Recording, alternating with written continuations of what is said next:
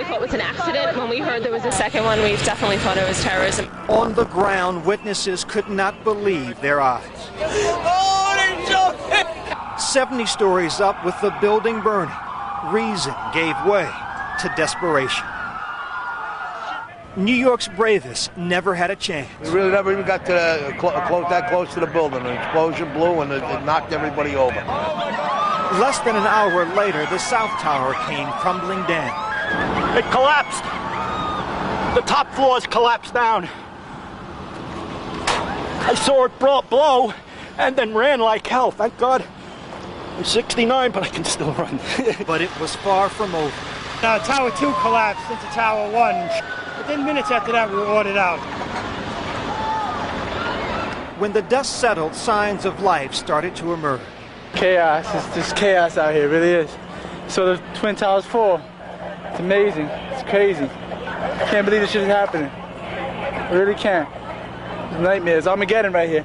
This was the worst act of terrorism on U.S. soil, but not the first attack on the World Trade Center. 8 years ago, terrorists set off bombs in the basement in an effort to take down the two towers. They failed. Today, mission accomplished. I tell you what, it's a sad day for America. It really is. By 2 o'clock this afternoon, firefighters and police officers and paramedics by the hundreds stood by, many of them feeling helpless. There was nothing they could do at this point because the building was still unsecured. Our main priority is to get in, do a search and rescue, look for survivors, and then clean up what's left. And we can't do that until the building is deemed safe. Ankle deep in debris and despair, rescue workers waited. Some had relatives of their own inside. One police officer told me her sister worked here on the 40th floor, due in at 9 a.m. She was always early, she said. Always. A sign on a paramedic's van spoke volumes. We're going to do the best that we can to get people out of there, get into the hospital, get back in line, go back out there and do it again. New York Port Authority Police Chief William Hall choked back tears. For him, this was no longer just work. On a personal level, because I know that these are all your men and it's a business, but I'm sure that a lot of these guys are your friends. How you helping Not out? a business now, it's personal now. Sir? It's personal now. We have to get them. Back live, we have had little relief here. Take a look at this. About an hour ago, World Trade Center building number 7 collapsed. A 42-story building, weakened by the devastation that had occurred earlier today. No word of any casualties in the building. It was the one calamity that was not a surprise. Police had evacuated the area hours ago. Fearful building number 7 would indeed fall down. This morning when the first tower collapsed, I was standing about 3 blocks away with CBS News correspondent Mika Brzezinski. As a fireball rolled toward us, Mika grabbed her shoes, I grabbed her hand, and we ran like hell. Thousands did. Dan, except for a few sirens, I have never heard New York City this quiet. Graveyard quiet. Dan? Byron Pitts in Lower Manhattan. When the first World Trade Center building was hit, rescue workers rushed to it. We're now told that some of those rescue workers died as the second World Trade Center building was hit and eventually the 2 buildings collapsed. Now about today's other terror strike at the seat and symbol of U.S. military power, the U.S. Defense Department, the Pentagon. There were 64 people aboard American Flight 77, the jetliner hijackers used to ram into the Pentagon. CBS News' David Martin reports the deadly impact there. David? Dan, as you can see behind me, the Pentagon is still smoldering from that direct hit it suffered this morning, but it's finally cooled down enough so that rescue workers can begin the task of recovering the dead and wounded. One early count put the number of dead at 20, but no one expects it to stop there. The first attack ever on the Pentagon occurred at 9:38 a.m. Eastern Time. Clip this pole over here, hit another pole and slammed right into the building. Huge explosion, and then utter pandemonium, as you might imagine. I mean, everybody was screaming, "Oh my God." A hijacked American Airlines jet, which had just taken off from Dulles Airport, flew right up the main highway leading north into Washington and straight into the citadel of American military power. There was no doubt about it. It was American Airlines slammed right into the building, and there was no doubt about it. Whoever was piloting that plane was aiming for the Pentagon. Fearful that, like the World Trade Center, a second airliner was on its way, Most of the building's 23,000 workers fled. Plane's coming in, come on! Let's go, come on! We're not playing around here, let's go! F-16 fighters circled overhead looking for a second attack, but the damage had already been done. The plane had drilled a hole about a third of the way through the world's largest office building. The wounded were rushed to nearby hospitals as the fire spread and an entire section of the building collapsed, trapping many, many more inside. Arlington search and rescue personnel are just now, and it's about almost 2 o'clock, just now gaining access to portions of the building where the plane hit because the fires were too intense. One ray of hope. The Pentagon is undergoing a major renovation, and some of the offices in the path of the plane were vacant. We're trying to find out who made it out okay and account for the people that may not have made it out. When the plane hit, Defense Secretary Rumsfeld dashed from his office on the other side of the building. And proceeded down towards the impact point in the building. It actually went outside the building and was helpful in getting several people that were injured onto stretchers, and then came back into the building and was in the National Military Command Center. With smoke hanging in the air of the command center, Rumsfeld ordered aircraft carriers, amphibious ships, cruisers and destroyers to New York and Washington, where they can serve as floating hospitals, help with the cleanup, and provide air defense against the possibility of more attacks. Rescue efforts are a long way from over, but the FBI is already combing the debris for clues to who was behind this. The Pentagon has put all its bases on the highest state of alert, and the State Department has done the same thing with American embassies around the world. The early suspicion is that Osama bin Laden was behind this, and U.S. officials say eventually there will be military retaliation. Dan? David Martin reporting live from the Pentagon. President Bush is just reported to have landed at Andrews Air Force Base just outside of Washington. He is said to be going to the White House itself. From there, he will address the American people tonight. We will see and hear it, of course, live on CBS News.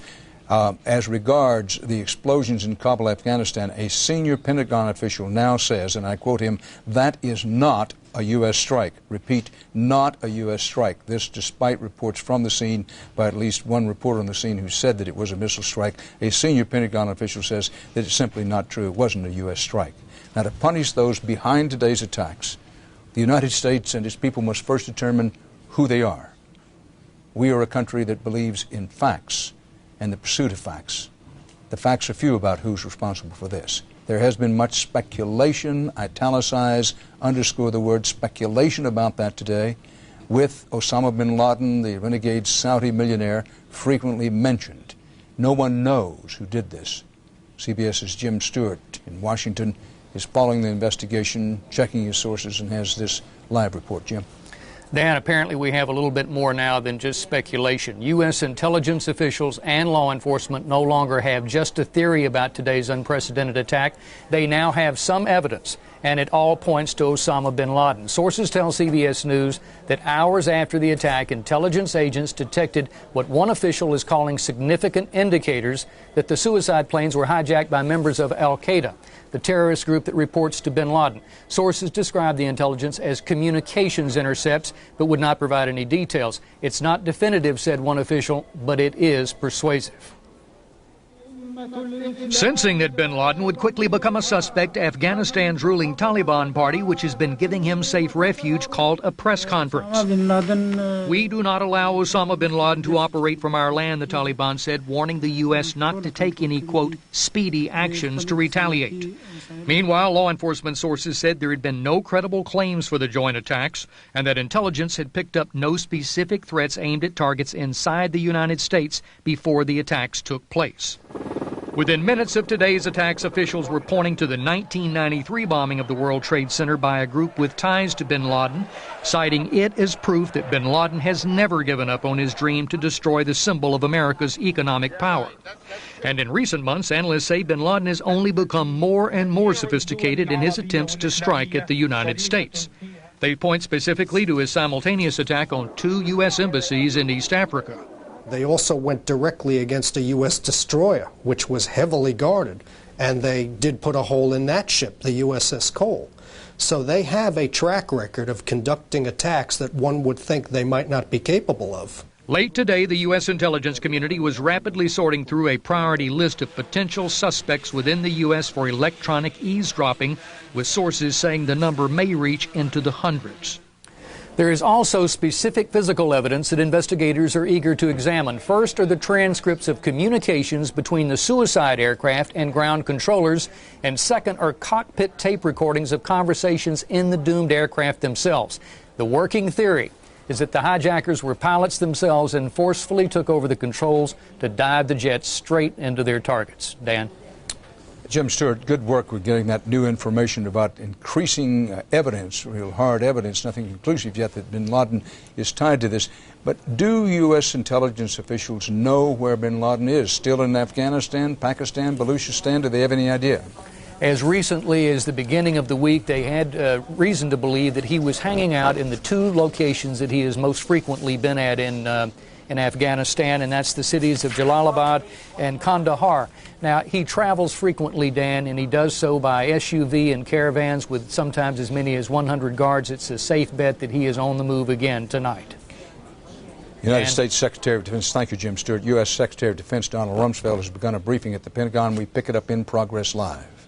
Ladies and gentlemen, as the Secretary just said, today we have watched the tragedy of an outrageous act of barbaric terrorism carried out by fanatics against both civilians and military people.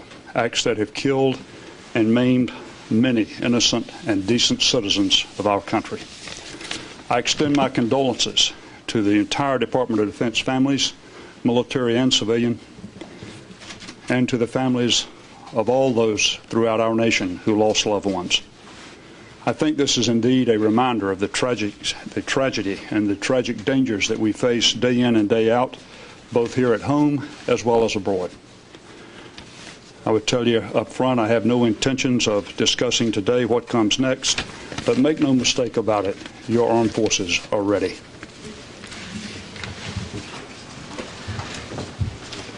Chairman of the Senate Armed Services Committee, Carl Levin.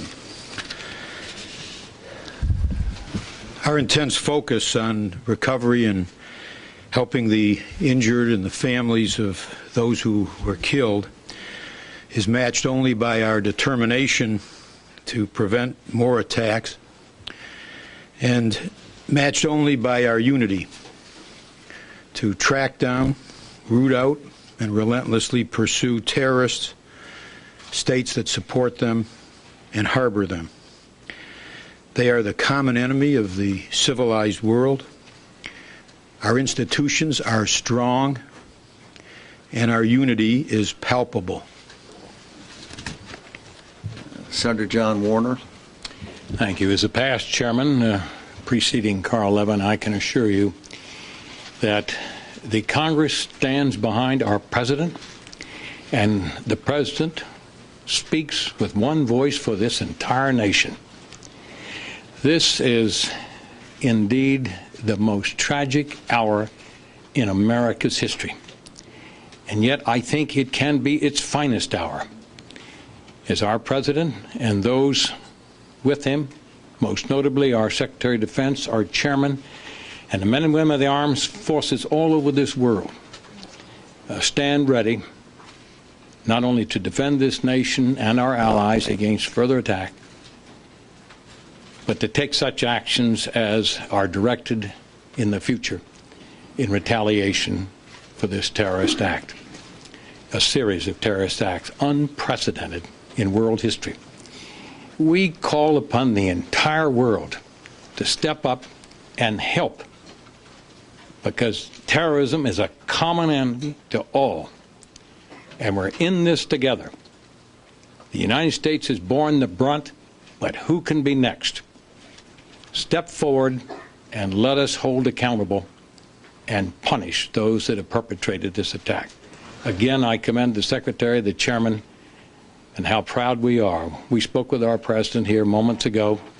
He's got a firm grip on this situation, and the Secretary and the General have a firm grip on our armed forces and in communication of the world over. Thank you very much. We'll take a few questions and then we'll adjourn. Charlie. Mr. Secretary, did you have any inkling at all in any way that something of this nature and something of this scope might be planned? Charlie, we don't discuss intelligence.